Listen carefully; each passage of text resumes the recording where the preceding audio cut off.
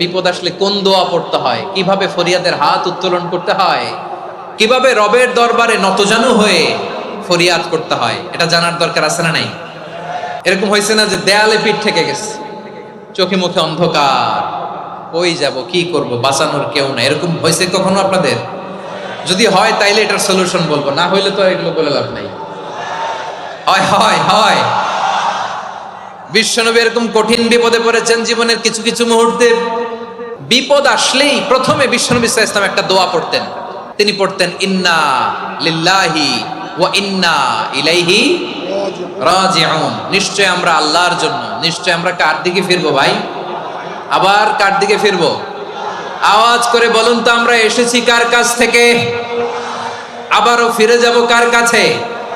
এজন্য বিশ্বনবী পড়ছেন ইন্না লিল্লাহি ওয়া ইন্না ইলাইহি রাজিউন।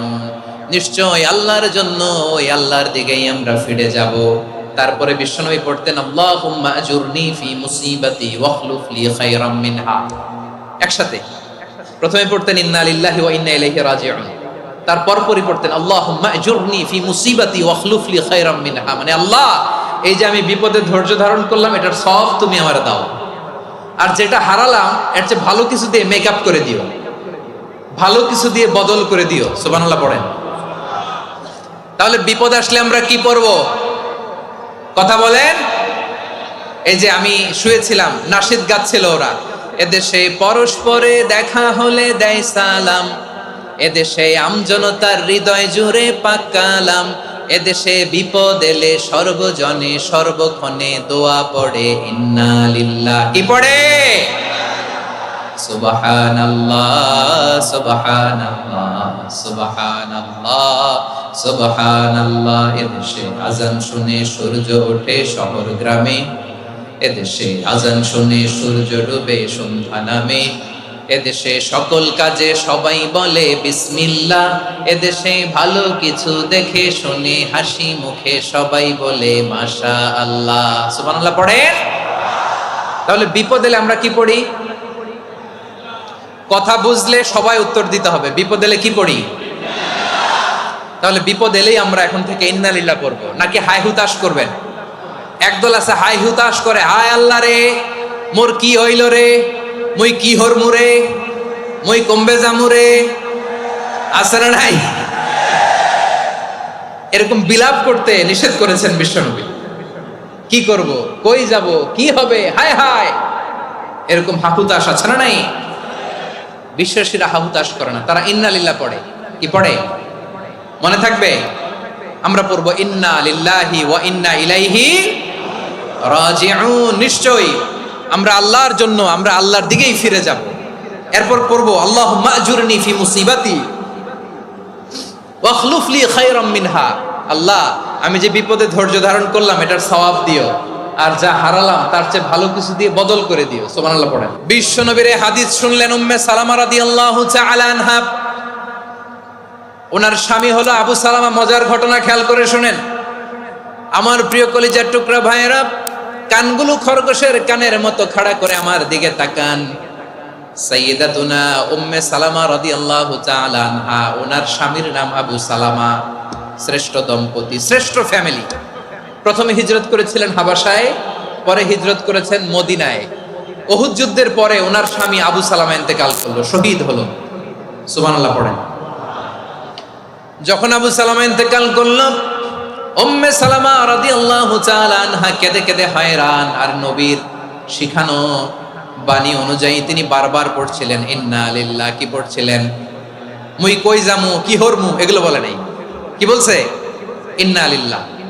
যেহেতু বিশ্বনবী বলেছেন কেউ যদি বিপদের প্রথম ধাক্কায় পড়ে ইন্না লিল্লাহি ওয়া ইন্না ইলাইহি রাজিউন, আল্লাহুম্মা আজুরনি ফি মুসিবাতি ওয়াখলুফ লি খায়রাম মিনহা, তাহলে এই বিপদে যে সে যা হারালো তার চেয়ে শ্রেষ্ঠ কিছু দিয়ে আল্লাহ তার বদল দিয়ে দিবে। এই হাদিস শুনে উম্মে সালামা রাদিয়াল্লাহু তাআলা আনহা ওনার প্রাণ প্রিয় স্বামী আবু সালামার ইন্তেকালের পরে চোখের পানি ছাড়ে আর পড়ে ইন্না লিল্লাহি ওয়া ইন্না ইলাইহি রাজিউন, আল্লাহুম্মা আজুরনি ফি মুসিবাতি ওয়াখলুফ লি খায়রাম মিনহা। বারবার এই দোয়া পড়ে চোখের পানি ছাড়ে, এই দোয়া পড়ে চোখের পানি ছাড়ে, আর মনে মনে বলে আবু সালামার মতো ভালো মানুষ মদিনাতে নাই, আবু সালামার চেয়েও ভালো মানুষ মদিনাতে নাই, তার চেয়ে ভালো মানুষ কি করে আল্লাহ তাআলা আমারে দিবে, তার চেয়ে ভালো মানুষ তো আমি মদিনাতে দেখি না। চোখের পানি দিয়ে বুক ভাসায় আর নবীর হাদিসের উপর আমল করে পড়ে ইন্না লিল্লাহি ওয়া ইন্না ইলাইহি রাজিউন, ইন্না লিল্লাহি ওয়া ইন্না ইলাইহি রাজিউন।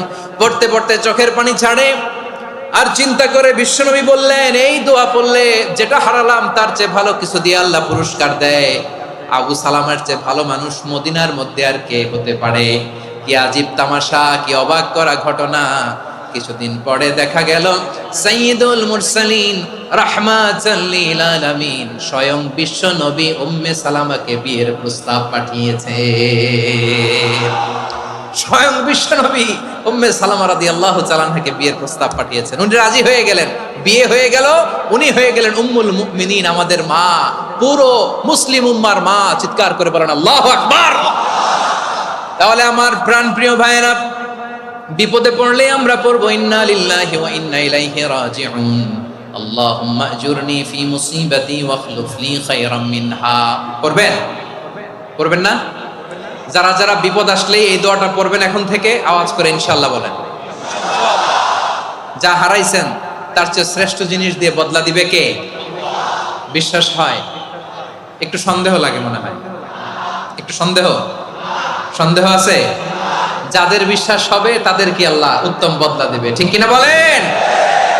তাহলে বিপদে পড়লেই প্রথমে আমরা এটা পড়ব, এরপরে বিপদ আসলে নিজেকে কি করে আল্লাহর কাছে সঁপে দিতে হয় এটাও জানার দরকার আছে না নাই?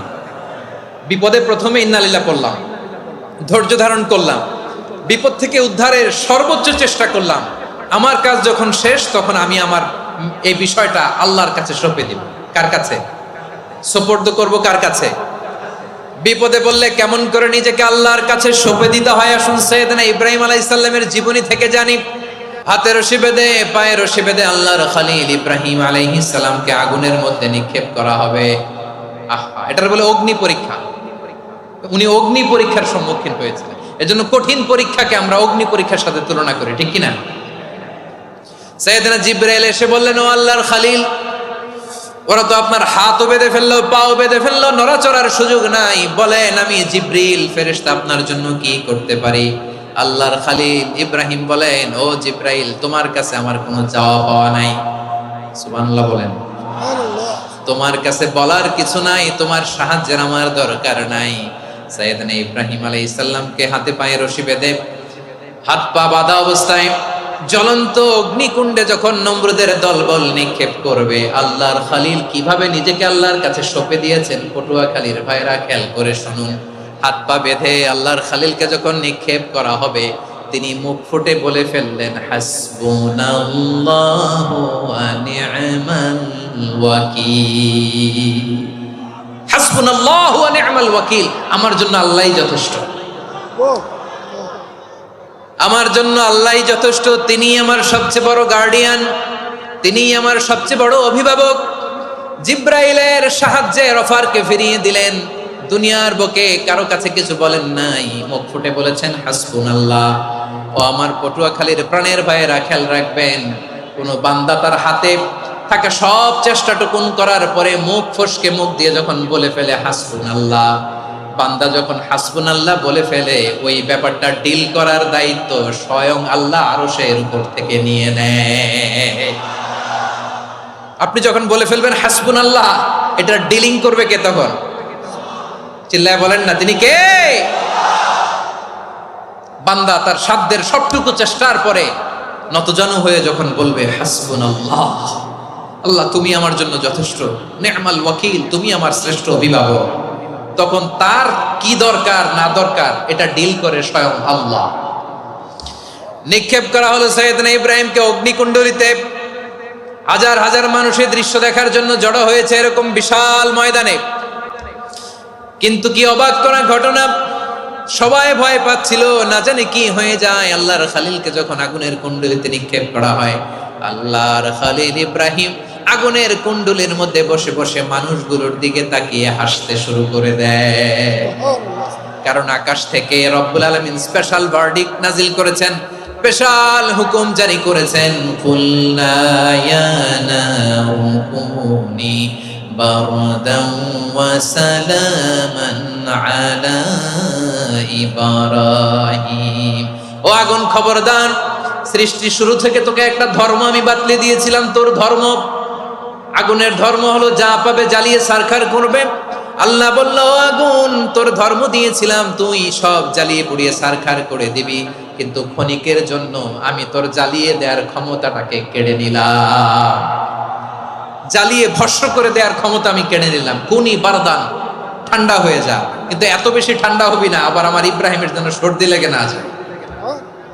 সুবহানাল্লাহ, এত আসতে বললে হবে? কুনি বারদান, বারদ মানে বরফ, ঠান্ডা। ঠান্ডা হ, কিন্তু এত ঠান্ডা হবি না যাতে আমার ইব্রাহিমের কষ্ট হয়। আগুন বলে, আল্লাহ একবার বললাম ঠান্ডা হ, আবার বলো এত ঠান্ডা হবি না যাতে খলিলের সর্দি না লাগে। কেমন ঠান্ডা হব, কেমন এনভায়রনমেন্ট তৈরি করে দেব বলো?